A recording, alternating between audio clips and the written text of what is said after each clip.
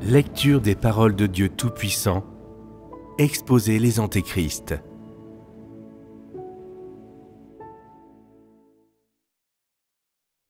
Point 10.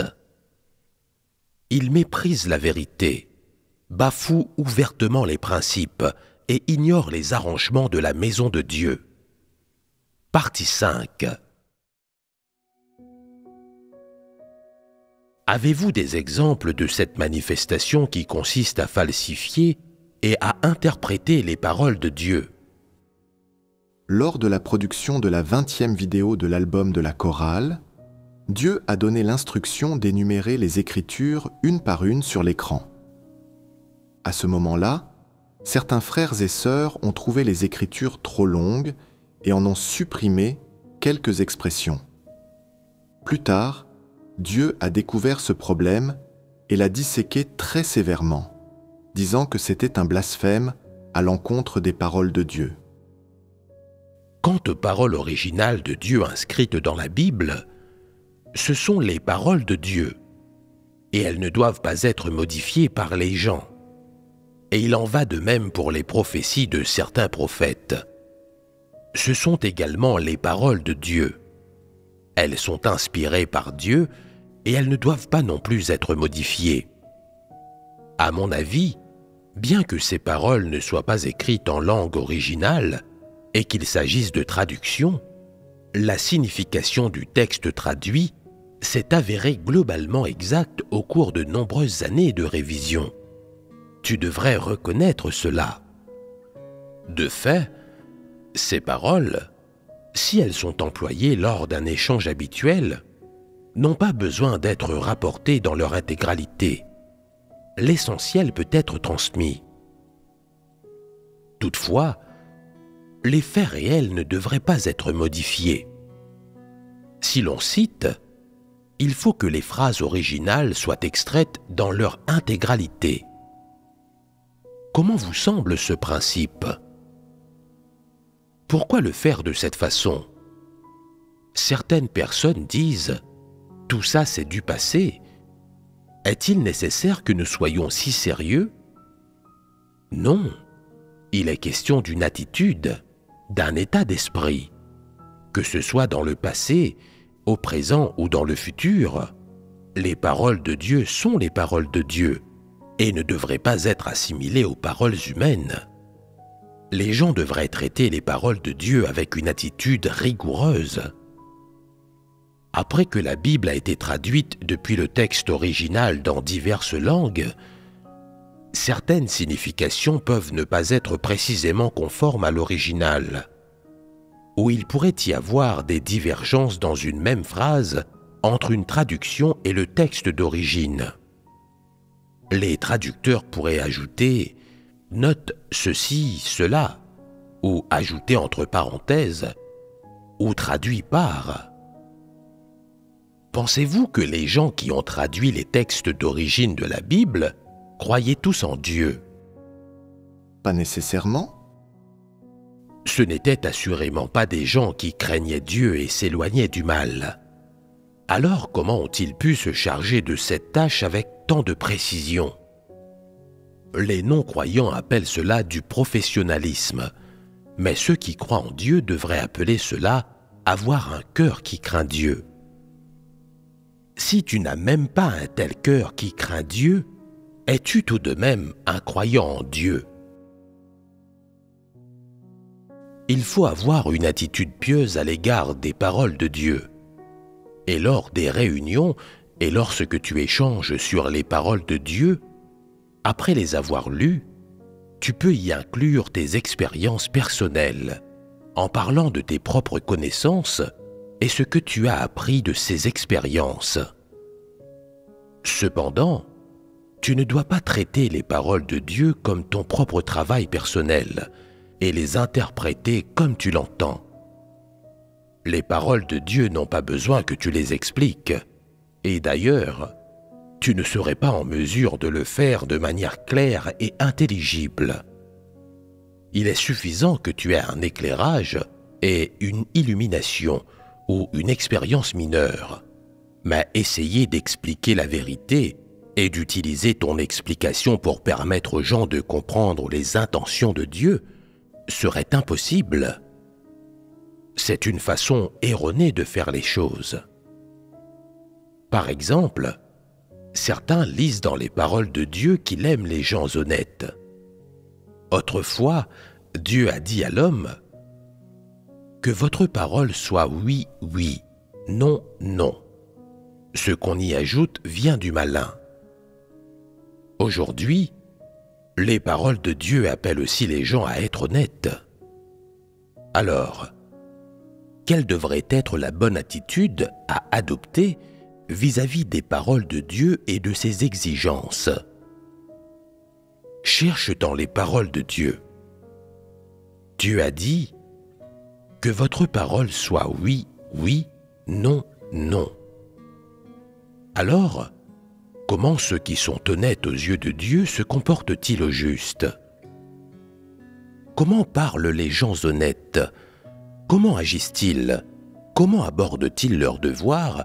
Et comment travaillent-ils harmonieusement avec les autres? Les gens devraient chercher dans les paroles de Dieu ses principes et ses chemins de pratique et devenir les gens honnêtes qu'il exige. Voilà la bonne attitude, celle que devraient posséder ceux qui cherchent la vérité. Alors, comment ceux qui ne cherchent pas ou n'aiment pas la vérité et dont le cœur ne craint ni Dieu ni ses paroles se comportent-ils? Après avoir lu les paroles de Dieu, ils se disent « Dieu requiert que les gens soient honnêtes. » C'est ce qu'a dit le Seigneur Jésus auparavant. Aujourd'hui, Dieu dit encore une fois que les gens doivent être honnêtes. J'ai compris. Les gens honnêtes ne sont-ils pas simplement ceux qui sont candides? N'est-ce pas comme disent les gens, que les gens candides l'emportent toujours, que les bons ont une vie paisible et que c'est un péché de tromper ceux qui sont candides? Écoute, Dieu répare les injustices subies par les candides. Ces paroles sont-elles la vérité? Est-ce que ce sont là des principes de vérité qu'ils ont identifiés dans les paroles de Dieu? Non. Alors que sont ces paroles? Pourrait-on les qualifier d'hérésie et d'idées fausses? Ceux qui n'ont pas de compréhension spirituelle et qui n'aiment pas la vérité opèrent toujours un rapprochement entre les paroles de Dieu et ce qui, au sein de l'humanité, est considéré comme étant correct et agréable à l'oreille. Cela ne rabaisse-t-il pas la valeur des paroles de Dieu? Cela ne transforme-t-il pas la vérité en une espèce de slogan au sein de l'humanité, en un argument quant à la manière de se conduire? Dieu appelle les gens à être honnêtes, mais ces gens ignorent la manière dont se comportent ceux qui sont honnêtes, la façon d'être honnête et ce que sont les préceptes de l'honnêteté. Ils déclarent sans vergogne que Dieu demande aux hommes d'être candides et que les gens qui sont candides, bons à rien et insensés sont tous honnêtes. N'est-ce pas une interprétation erronée des paroles de Dieu? Ils interprètent mal les paroles de Dieu, mais se croient quand même très intelligents et pensent par ailleurs que les paroles de Dieu ne sont rien de plus que ceci. La vérité n'est pas si profonde. Ne s'agit-il pas simplement d'être une personne candide? Il est plutôt facile d'être une personne candide. Ne pas voler et ne pas injurier autrui et ne pas frapper les gens. Les exécutions n'ont d'autre effet que de faire rouler des têtes. Soyez clément dans la mesure du possible. Sois indulgent envers les autres en toutes choses. Sois strict avec toi-même et tolérant envers les autres. Sois une bonne personne, et les bons ont une vie paisible. Ils parlent beaucoup, mais rien de ce qu'ils disent n'est en accord avec la vérité. Ce ne sont qu'hérésies et idées fausses. On dirait que cela a un rapport avec les paroles de Dieu. Cela semble avoir un léger lien avec elles. Mais lorsque l'on réfléchit et que l'on discerne la question, on réalise que ce ne sont que des affirmations qui induisent en erreur. Rien d'autre que des idées fausses qui perturbent les pensées des gens. Dieu dit par exemple qu'il y a de l'amour dans son essence, qu'il aime l'homme. L'amour de Dieu pour l'homme se manifeste par ce qu'il dit, par la manière dont il traite l'homme, par ses efforts rigoureux pour sauver l'homme, et par les innombrables aspects de la façon dont il œuvre en l'homme. Et en même temps en montrant que son salut de l'homme, les intentions de Dieu et les moyens par lesquels il sauve l'homme sont également rendus apparents, afin que les gens connaissent l'amour de Dieu. Que pensent ces gens qui n'ont pas de compréhension spirituelle? Dieu est un Dieu qui aime l'homme. Dieu veut que tout le monde soit sauvé et que personne ne soit en perdition. Dieu a dit qu'à son retour, le fils prodigue valait plus que de l'or. Dieu a-t-il dit cela? S'agit-il de ses paroles originales? Non. Que disent-ils d'autre? Sauver une vie est préférable à bâtir une pagogue de 7 étages. Et le Bouddha est bienveillant. N'inverse-t-il pas les choses? Manifestement, ils font seulement semblant d'être spirituels, de comprendre les paroles de Dieu et d'aimer la vérité. À l'évidence, ce sont des personnes extérieures, des novices et des insensés qui n'ont pas de compréhension spirituelle. J'ai rencontré beaucoup de gens comme cela. Ce sont des gens impétueux, audacieux dans leur discours, mais sans cervelle. Leur raisonnement et les pensées qui naissent dans leur esprit ne sont qu'hérésie, idées fausses et contrefaçons. Ils sont dotés des plus grands pouvoirs pour induire les autres en erreur et sont capables d'employer souvent ces hérésies et ces idées fausses, ainsi que des arguments théologiques à première vue solides pour fourvoyer les autres, les obligeant à leur obéir et à pratiquer ce qu'ils disent. Ces gens sont des antéchrists. En apparence, ils ont l'air hautement spirituels, citant souvent des passages des paroles de Dieu devant les autres. Et quand ils ont fini de les interpréter arbitrairement, alors ils permettent aux hérésies et aux idées fausses de se déchaîner. On peut trouver ces gens-là dans toutes les églises. Ils aident et conduisent les autres sous le couvert de citations et d'échanges sur les paroles de Dieu. Mais en fait, ce qu'ils inculquent aux gens, ce n'est pas ce que les paroles de Dieu exigent de l'homme, ni les vérités principes contenus dans les paroles de Dieu, mais plutôt des hérésies et des idées fausses qu'ils inventent par un traitement, une interprétation et une imagination qui reposent sur les paroles de Dieu et qui poussent les gens à s'écarter des paroles de Dieu et à leur obéir plutôt à eux, tout en provoquant des perturbations et en fourvoyant les autres. Il y a par exemple ceux qui disent « En accomplissant l'œuvre de son plan de gestion de 6000 ans, Dieu a fait l'expérience de l'abandon et de la résistance de toute l'humanité. Dieu est Dieu et son cœur n'a pas de limite. Comme disent les gens, le cœur d'un premier ministre est assez vaste pour que l'on puisse y faire voguer un navire. Et pour un gentleman, il est toujours temps de prendre sa revanche. Comme Dieu est magnanime. » En apparence, il donne l'impression de témoigner de Dieu et de ce qu'il a et de ce qu'il est. Mais quel message transmettent-ils réellement? Est-ce la vérité? Est-ce véritablement l'essence de Dieu? Non. Pour qui témoigne-t-il? Il témoigne pour le Premier ministre. Il compare Dieu à un Premier ministre, à un gentleman. Cela ne relève-t-il pas du blasphème? Peut-on trouver de telles paroles dans les paroles de Dieu? Non. Alors d'où viennent ces paroles?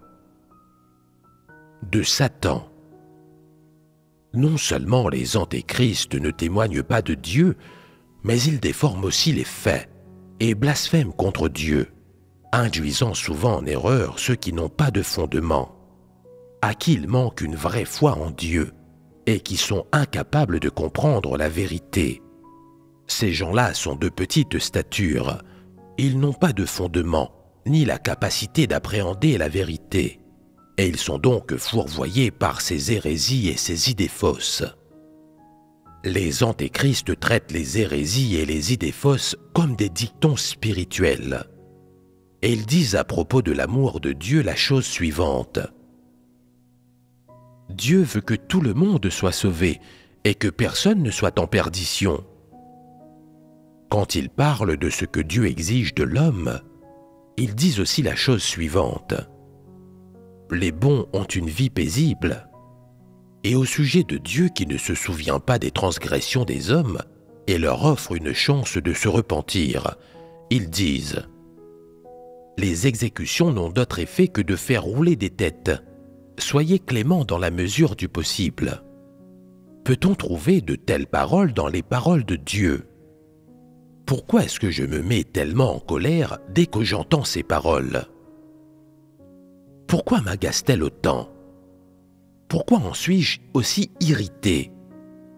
Depuis combien d'années ces gens lisent-ils les paroles de Dieu? Sont-ils lents d'esprit ou sont-ils devenus fous? Où dans les paroles de Dieu, de telles choses sont-elles mentionnées? Quand Dieu a-t-il exigé que les gens soient candides? Quand Dieu a-t-il exigé que les gens respectent le dicton? Les exécutions n'ont d'autre effet que de faire rouler des têtes. Soyez cléments dans la mesure du possible. Est-ce ce que fait Dieu? Ou dans ces hérésies et ces idées fausses auxquelles ces gens adhèrent, peut-on faire un lien avec ce que Dieu exige de l'humanité, ses intentions et les vérités principes?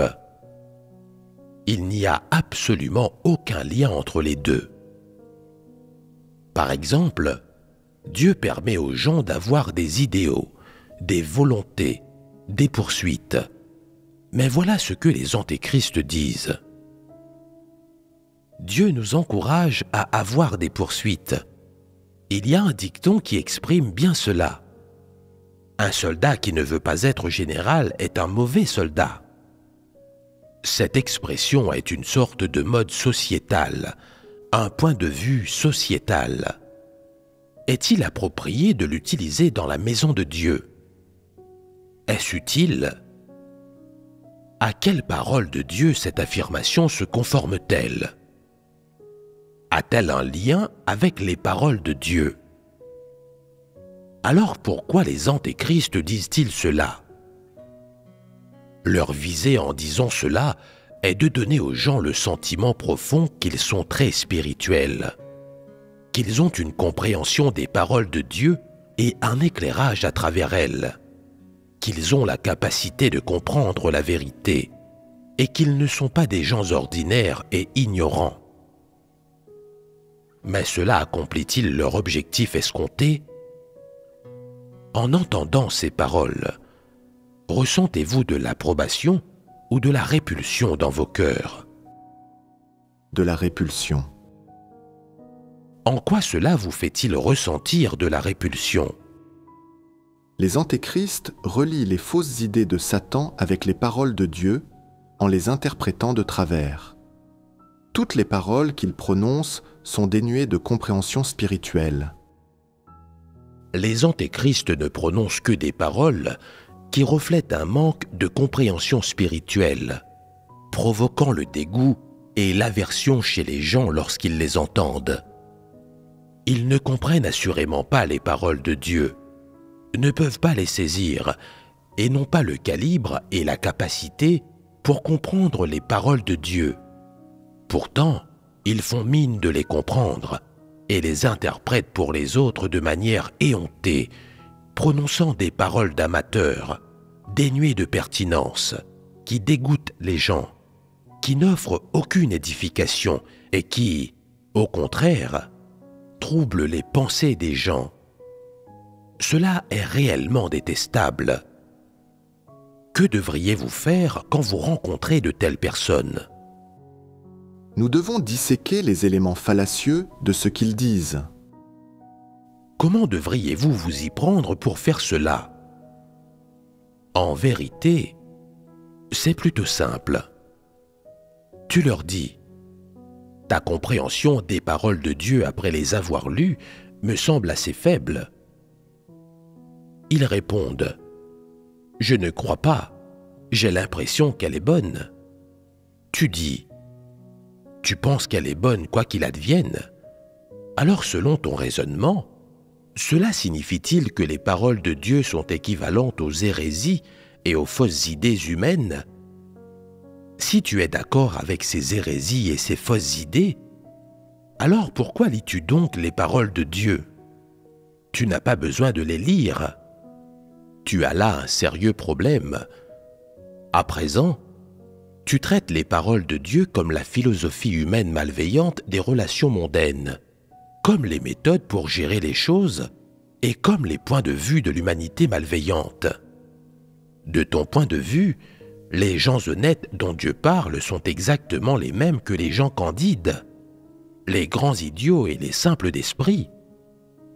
Tu interprètes chaque parole prononcée par Dieu en utilisant des termes humains, en les assimilant à des fausses idées et à des dictons synthétisés par l'humanité malveillante. Sous-entends-tu donc que les paroles de Dieu sont des paroles humaines, un langage humain et des hérésies et des fausses idées humaines? En comprenant les paroles de Dieu de cette manière, tu ne les comprends pas. Tu blasphèmes contre elles et tu blasphèmes contre Dieu. Seriez-vous tous capables de prononcer clairement ces paroles? Si les paroles de Dieu signifiaient ce que disent les antéchrists, alors pourquoi Dieu ne prononcerait-il pas directement ces paroles-là? Lorsque Dieu dit aux gens d'être honnêtes, pourquoi ne leur dit-il pas simplement d'être candides et d'être des bonnes personnes, et rien de plus? S'agit-il simplement d'une différence de formulation? Les paroles de Dieu sont la vérité, et en elles se trouve un chemin de pratique pour les gens. Si les gens agissent et vivent conformément aux paroles de Dieu, ils peuvent devenir des gens qui craignent Dieu et s'éloignent du mal, des gens qui se conforment aux exigences de Dieu. En revanche, agir et vivre conformément à ce que disent les humains conduit à devenir un véritable fauteur de troubles, un Satan vivant. Reconnaissez-vous ce point? Quel serait le résultat si vous agissiez et pratiquiez conformément à ce que Dieu a qualifié comme étant une personne honnête? Et quel serait le résultat si vous agissiez et viviez conformément à ce que les humains appellent une personne bonne ou candide? Les résultats ne seraient-ils pas différents? Alors quel est le résultat du fait de vivre comme une personne honnête? C'est d'avoir une humanité normale, d'être capable de vénérer Dieu, d'appeler un chat et d'être capable de se montrer franc et ouvert avec Dieu. Si l'on se conduit comme une personne candide ou bonne selon la définition des humains, on devient de plus en plus rusé et habile à se déguiser. On ne prononce que des paroles agréables et on vit selon la philosophie de Satan des relations mondaines. Et l'on devient un Satan vivant. Tu vois, il y a une différence, n'est-ce pas? Agir et vivre conformément à ce que Dieu appelle une personne honnête rend le cœur d'une personne de plus en plus pur. Son cœur est capable d'être ouvert à Dieu, et elle est capable de donner son cœur à Dieu sans se déguiser, tricher ou falsifier. Son cœur ne se cache pas de Dieu, mais lui est simplement ouvert. Ce qu'elle pense à l'intérieur est révélé et manifesté à l'extérieur. Et ce qui est révélé et manifesté à l'extérieur est cohérent avec ce qui se trouve en elle. C'est cela que Dieu veut. Ainsi est la vérité. A contrario, quels sont les principes de comportement et les principes de pratique pour ceux que les gens qualifient de candides ou de bons? En vérité, tout cela est un déguisement. Ils ne disent pas volontiers ce qu'ils pensent et ne laissent pas les autres le voir. Ils ne blessent pas inconsidérément l'estime de soi des autres ou leurs intérêts. Mais ne pas blesser autrui sert également à la conservation de soi. Ils sont prudents intérieurement et camouflés à l'extérieur. Ils ont l'air particulièrement pieux, tolérants, patients et compatissants. Mais personne ne peut voir ce qu'ils pensent intérieurement. Il y a de la corruption, de la résistance et de la rébellion en eux, mais les autres ne peuvent pas le voir. Extérieurement, ils simulent pour avoir l'air particulièrement édifiant, doux et gentil. Peu importe combien de mauvaises choses ils font, ou à quel point ils sont rebelles ou malveillants intérieurement, personne ne peut le percevoir.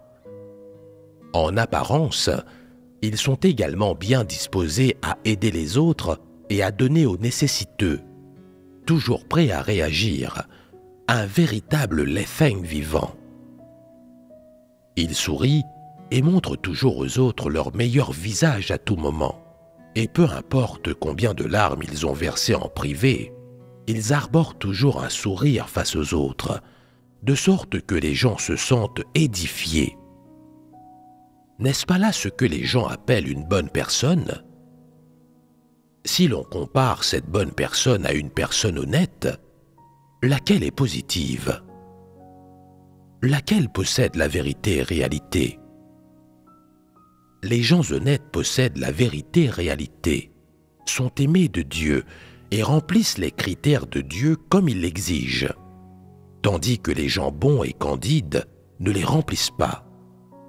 Ils sont précisément le genre de personnes que Dieu condamne, déteste et abandonne. Lorsque les antéchrists interprètent arbitrairement que les gens honnêtes que Dieu exige sont simplement des personnes bonnes ou candides, n'est-ce pas une forme de condamnation imperceptible de ce que Dieu a dit? N'est-ce pas blasphémer à l'encontre des paroles de Dieu? N'est-ce pas blasphémer à l'encontre de la vérité? C'est là un fait évident. Les antéchrists ne comprennent pas les paroles de Dieu et encore moins ce qu'est la vérité. Pourtant, ils recourent à des arguments erronés et appliquent aveuglément leurs propres interprétations, feignant de comprendre alors qu'ils n'y comprennent rien, interprétant les paroles de Dieu de travers à leur guise, en fourvoyant et en perturbant les autres. Agiriez-vous ainsi? Prétendre que l'on comprend les paroles de Dieu alors qu'on ne les comprend manifestement pas et utiliser sur la base de sa compréhension littérale son propre vocabulaire, ses propres expressions et ses propres points de vue pour interpréter et délimiter les paroles de Dieu, c'est là le tempérament d'un antéchrist. Quelle est la différence substantielle entre les paroles de Dieu et les paroles de l'homme, et entre la vérité et la doctrine? Les paroles de Dieu font grandir les gens en matière de raison et de conscience, les font agir avec principe, et font que ce qu'ils vivent devient de plus en plus empreint de la réalité des choses positives. Les paroles de l'homme, d'autre part, peuvent sembler parfaitement convenir au goût et aux notions des gens, mais elles ne sont pas la vérité. Elles sont bourrées d'écueils, de tentations, d'hérésies et d'idées fausses. Si bien que si les gens agissent en fonction de ces paroles, ce qu'ils vivent s'écartera de plus en plus de Dieu et des normes de Dieu.